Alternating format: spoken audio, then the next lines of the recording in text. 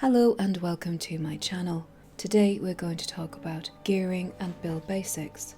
The strongest armor, equipment and weapons in-game are of legendary and or ascended quality. That's purple and pink text in-game, and there are a number of ways to obtain them.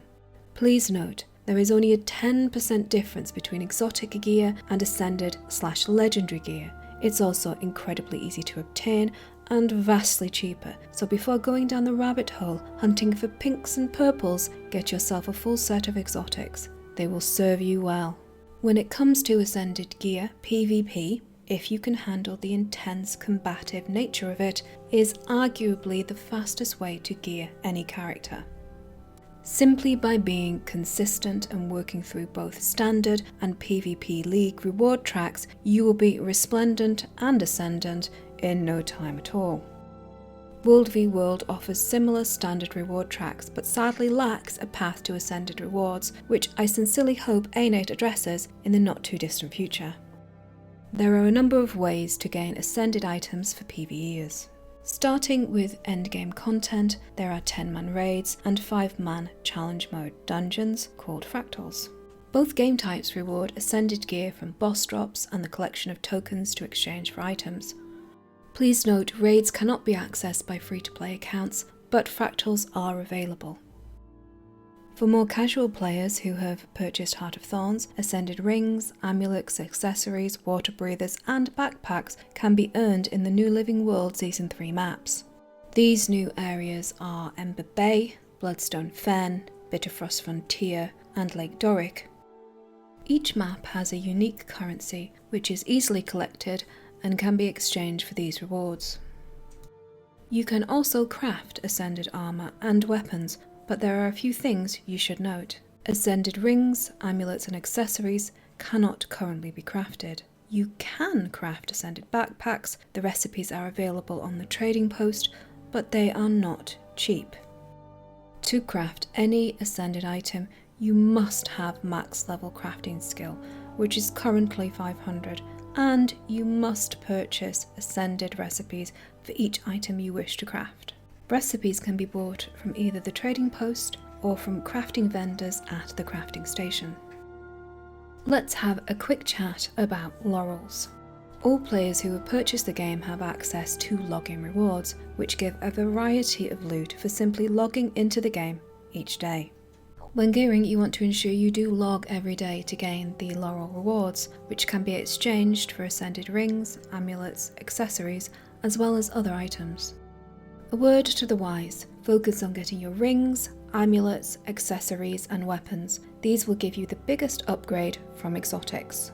Ascended armor for casual players is simply not needed, and even for players starting to raid is only a nice to have, because in reality it offers a small upgrade from exotic armor. The only content where it's honestly invaluable is in fractals, as only ascended armor can be imbued with agony resist, which is required for survival at high levels. Earlier I mentioned legendaries, but what are legendary items and are they better than ascended ones? First thing you need to know is that ascended and legendary gear in terms of stats and power are exactly the same. The only gain in terms of gameplay is the fact that legendary stats can be changed very easily via a drop-down menu on the item itself, whereas stats on ascended items can only be changed at the Mystic Forge with a reagent cost. As of recording this video, you can only get legendary weapons and backpacks. There is a collection path for raiders to craft a legendary set of armor, but there is no date yet for when that will be in-game. There were 21 legendary weapons when the game launched, and 7 more have been added as part of the Heart of Thorns expansion. So if you have a free-to-play account, you only have access to the original 21. The original legendaries can be crafted or purchased from the trading post. The average material cost for crafting a legendary hovers around 1600 gold plus, and you will need to complete various in-game achievements and rewards, which will take weeks if not months for the average player. To buy a legendary on the trading post currently costs between 2,000 and 4,000 gold. Heart of Thorns legendaries can only be crafted and require many times more resources and in-game activities than their vanilla counterparts. So legendaries are shockingly expensive, time-consuming to craft, require you to undertake almost every type of content in the game, regardless of whether it's your cup of tea or not. Regardless of whether you craft a legendary or buy one, getting the resources together can be a Herculean task, so why do players bother?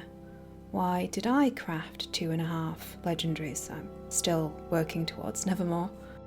I imagine the answer is different for each player, but I think it boils down to a combination of enjoying the challenge of a long-term goal, some bragging rights, and of course the undeniable fact that legendaries are visually stunning. I think it's worth repeating, for casual players, exotic gear is completely viable and you will successfully tackle 95% plus of all content with them. We all know the expression, all the gear but no idea, and that holds so true for Guild Wars 2. Honestly, it's arguable that knowing your profession mechanics and optimal skill rotations will give you a far greater DPS boost than having a full bag of shinies. So now you have a basic understanding of how and where to get gear, but what weapons and traits should you be using? What stats should you be giving priority to? This is where we talk about builds. Now, of course, you can just wing it and go with what you enjoy and what feels good, and that's great for open world PvE, casual World v World, unranked PvP, as well as vanilla dungeons and low-level fractals. However, if you want to do more challenging group content, or you just enjoy min-maxing, then it's time to broaden your data pool and see what the wider community is using. Sadly, I cannot possibly give an outline for every viable build, for every profession, for every game type, for every player role. I don't have the knowledge nor the time, but fortunately, I know a site that does. MetaBattle is a brilliant one-stop shop for builds, gearing, and general gameplay guidance. The builds on the site are created and rated by the community, which helps to ensure that they are up to date as content patches tweak game mechanics.